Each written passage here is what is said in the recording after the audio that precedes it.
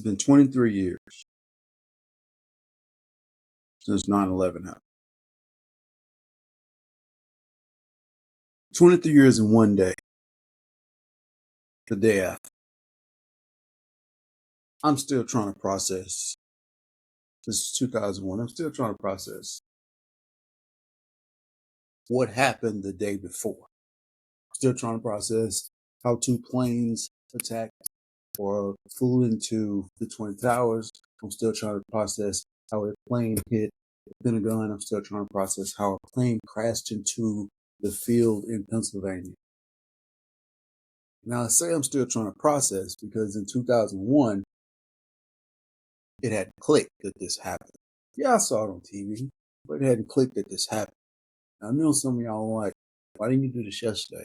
Because as I think about it, the day after is when everything started to happen.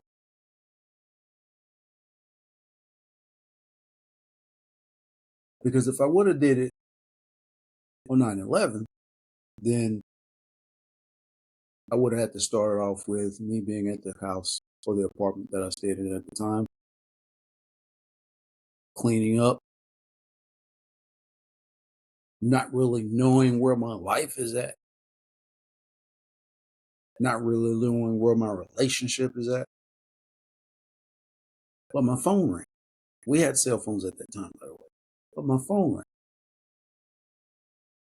And all I heard was, you have to come over here. I wasn't watching TV. I was cleaning up. I was upset, cleaning up. And I was like, for what?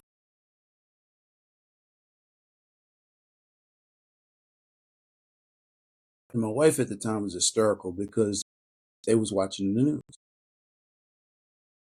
And so I said, okay, I'll be over there.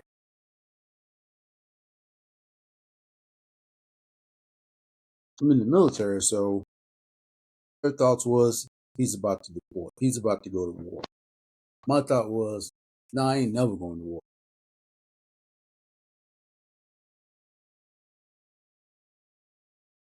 Not thinking about what just happened because I know planes crash all the time. Not thinking about the validity of everything that had just happened. I say that because now 23 years later, I've been to the four sites of where the planes crashed. I've been to the Twin Towers monument, the memorial. I see the new towers that's up. I see the memorial for where the 10 towers used to be. I've never went to New York before the Twin Towers crashed. 19 hijackers. I've been to the field in Pennsylvania to where they still have this set up to where let me set the stage. At that time, you can still make phone calls on the plane. And the setup in Pennsylvania is fairly touching because they still have those recordings from the people that's about to go down in the planes. And that's really touching and emotional to hear a person's last phone call. And I've been to the one at the Pentagon. The story is, and I got this from the Pentagon, by the way, I got this from the little visual, the church ceremony that's set up in honor of the people that died at the plane crash from the Pentagon. Is there's a guy that used to work there that never took a vacation. And the one time the guy got up to courage and said, okay, I'll take a vacation, he was on the exact flight that crashed into his office. So when I heard that story, I was like, man, that's touching.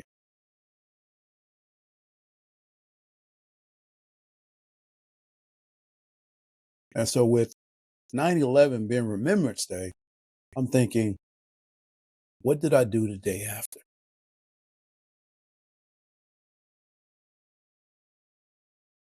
The day after, there was more news coverage, more things on TV. And still, I was contemplating what to do with this episode. And it's the day after. I was supposed to start a month ago, and I'm still like, what am I supposed to do with this episode? I've been on a month and a half break, and I've been still trying to figure out what to do with this episode. What to do with this season. What to do with the other podcasts that I have that I've built. How to make people, or how can people remember me? What can I do to make people's life better?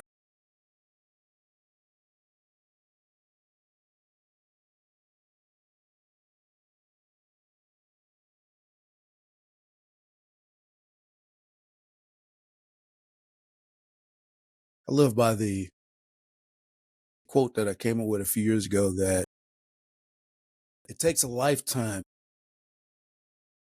Well, let me get it right. Got it right here. Some of my motivational cards. What does it say? Not that one.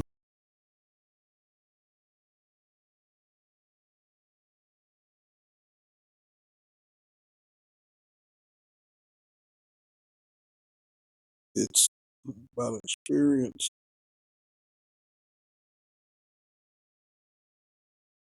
There it is.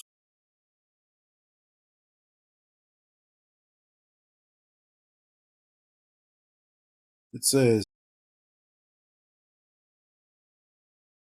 it takes a lifetime to come up with an answer, but only a few seconds to come up with a question.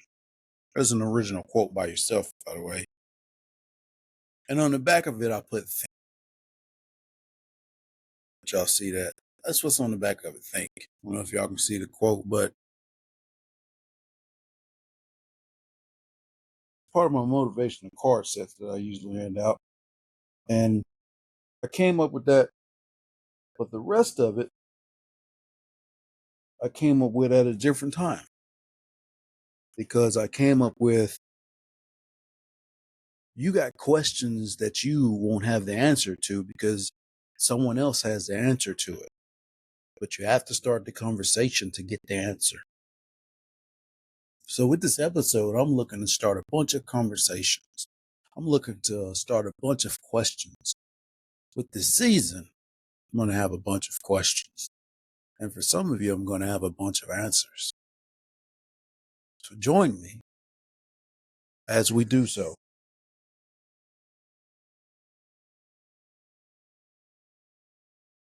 Y'all know I record real, I record live. I don't change nothing.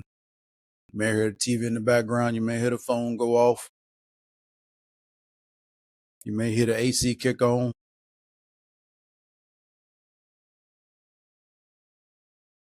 Now, I may tell you that this episode is being brought to you by Sweet Tea. Actually, sweet tea and unsweet tea with a few lemons in it. And chance, anytime you get a chance to taste it, make sure you get you some sweet tea with unsweet tea with some lemons. Because ain't no need of doing a podcast and be thirsty and your throat be dry. So make sure you always got you something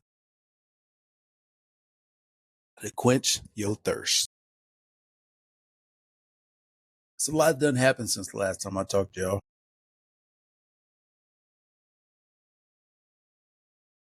Football done kicked back off. WNBA is still in process. I think they're about to go to the playoffs. The Olympics done happen.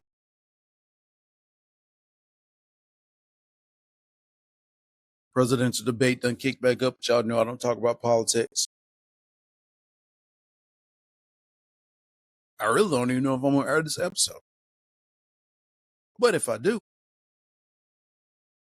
I just want to tell y'all, welcome to a new season of Hell I Don't Know.